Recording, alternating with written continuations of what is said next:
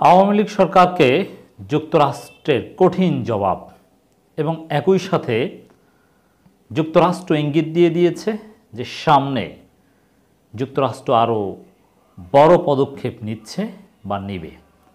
Donald লু বাংলাদেশ নিয়ে নতুন বার্তা দিয়েছেন।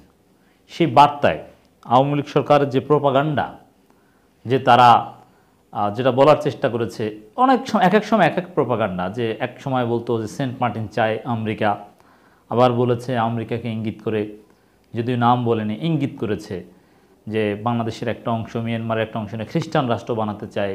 এগুলো একেবারেই অসত্য কথা বাংলাদেশ আওয়ামী লীগ সরকারের পক্ষ থেকে। এটা ডোনাল্ড লু জানিয়ে দিয়েছেন। এই ডোনাল্ড লুর নতুন বার্তার তাৎপর্য আমরা বিশ্লেষণ করব, কি ঘটতে পারে সেটা একটু বিশ্লেষণ করার চেষ্টা করব। দর্শক, গণমাধ্যম এভাবে শিরোনাম করেছে বাংলাদেশ নিয়ে নতুন বার্তা ডোনাল্ড লুর। হ্যাঁ, রাইট, নতুন বার্তা। বাংলাদেশ নিয়ে দীর্ঘ কয়েক মাস ধরে আলোচনায় থাকার চেষ্টা করেছে যুক্তরাষ্ট্র। বাংলাদেশ দ্বাদশ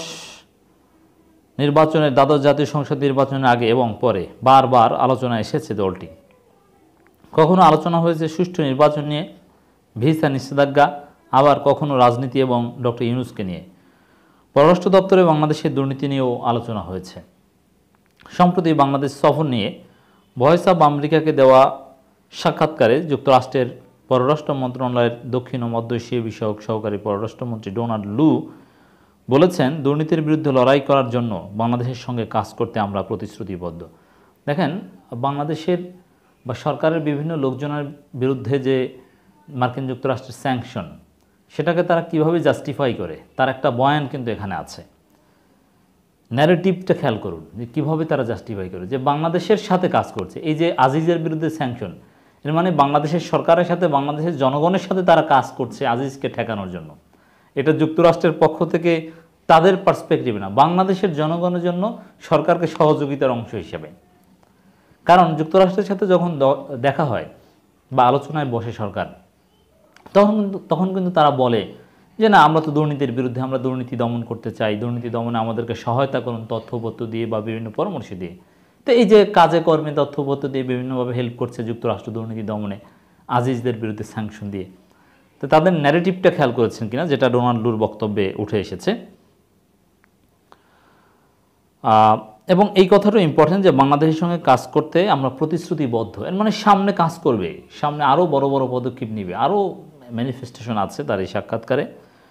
ডোনাল্ড লু বলেন, দুর্নীতিতে জড়িত থাকার অভিযোগে গত মে মাসে আমরা 7031C ধারার অধীনে সাবেক সেনাপ্রধান জেনারেল আজিজ আহমেদের বিরুদ্ধে পাবলিক ডেজিগনেশন, এক ধরনের নিষেধাজ্ঞা ঘোষণা করি। দুর্নীতির এই অভিযোগগুলোর ব্যাপারে পূর্ণাঙ্গ তদন্ত করা হবে বলে বাংলাদেশ সরকারের মন্ত্রী বিবৃতি দিয়েছে। আমরা এই ব্যাপারটাকে স্বাগত জানাই। তা এই বক্তব্য থেকে আর একটা বিষয় স্পষ্ট হয় যে আজিজ ইস্যুতে সরকার, আওয়ামী লীগ সরকার যুক্তরাষ্ট্রের সাথে কনফ্রন্টেশনে যাচ্ছে না।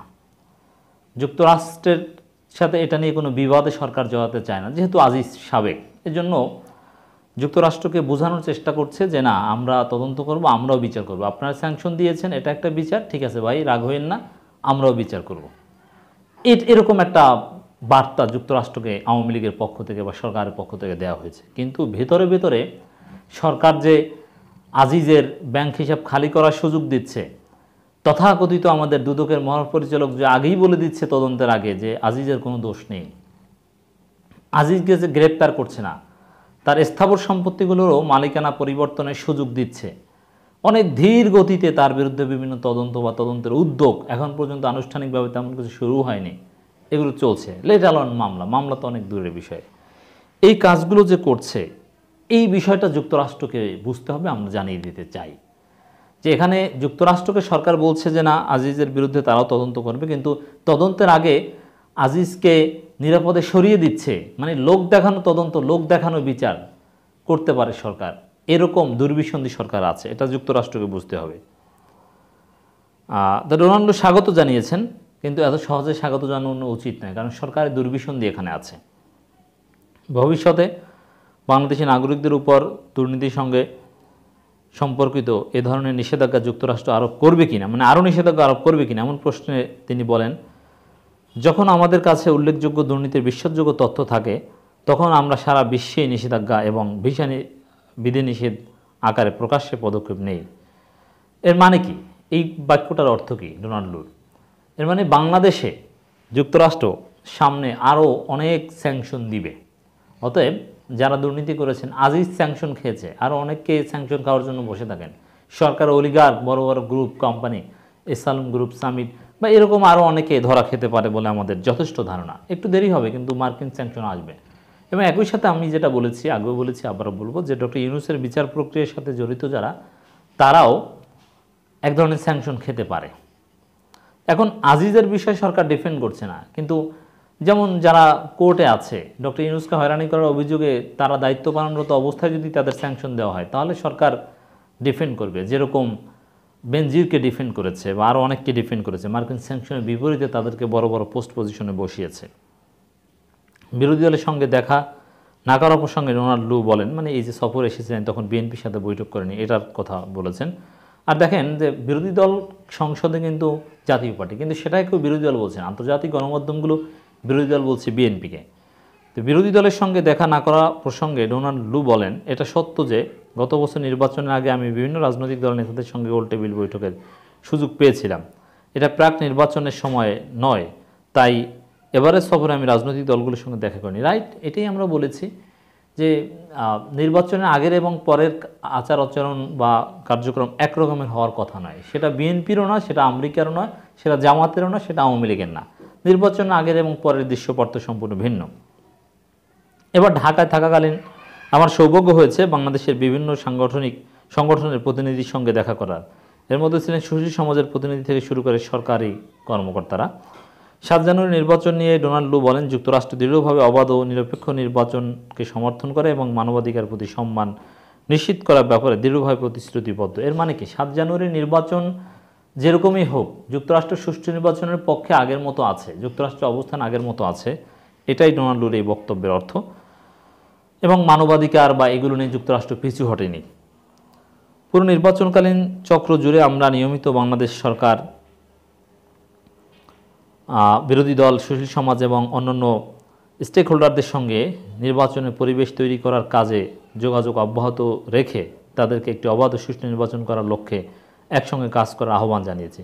মানে ডোনাল্ড বোঝাতে চেয়েছেন যে আমরা আগেও কাজ করেছি, সামনেও কাজ করব সুষ্ঠু নির্বাচনের জন্য।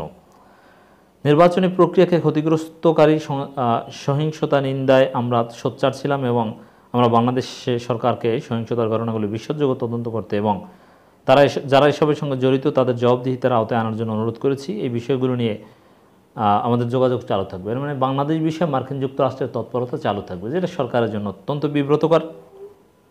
মিয়ানমার ও বাংলাদেশের কিছু অংশ নিয়ে খ্রিস্টান জাতিরাষ্ট্র গঠনে প্রধানমন্ত্রী শেখ হাসিনার অভিযোগ এবং বিমান ঘাঁটি নির্মাণের বিষয়ে ডোনাল্ড লু বলেন, এসব অভিযোগ সম্পূর্ণ মিথ্যা। এর মানে প্রধানমন্ত্রী যুক্তরাষ্ট্রের নাম না বললেও যুক্তরাষ্ট্রের দিকেই যে ইঙ্গিত করেছেন, এটা যুক্তরাষ্ট্র বুঝে গিয়েছে যে আসলে তাদেরকে ইঙ্গিত করে বলেছেন যে খ্রিস্টান রাষ্ট্র বানাতে চায়। কিন্তু কঠিন জবাব দিয়েছে আওয়ামী লীগ সরকারকে আমেরিকা, যে আসলে এগুলো সম্পূর্ণ মিথ্যা। আমরা বাংলাদেশের সার্বভৌমত্বকে সম্মান করে নির্বাচনের সময় আমাদের অগ্রাধিকার ছিল শান্তিপূর্ণভাবে পরিচালিত অবাধ ও সুষ্ঠু নির্বাচনকে সমর্থন করার জন্য বাংলাদেশের সঙ্গে কাজ করা। যুক্তরাষ্ট্র পররাষ্ট্র মন্ত্রণালয় দক্ষিণ ও মধ্য এশিয়া বিষয়ক সহকারী পররাষ্ট্রমন্ত্রী ডোনাল্ড লু গত মে মাসের মাঝামাঝি সময় বাংলাদেশ সফর করেন। যাই হোক দর্শক, স্পষ্ট কথা, যুক্তরাষ্ট্রের যে প্রধানমন্ত্রী যে অভিযোগ করেছিলেন সেটা মিথ্যা। এটা একটা কঠিন জবাব হলো।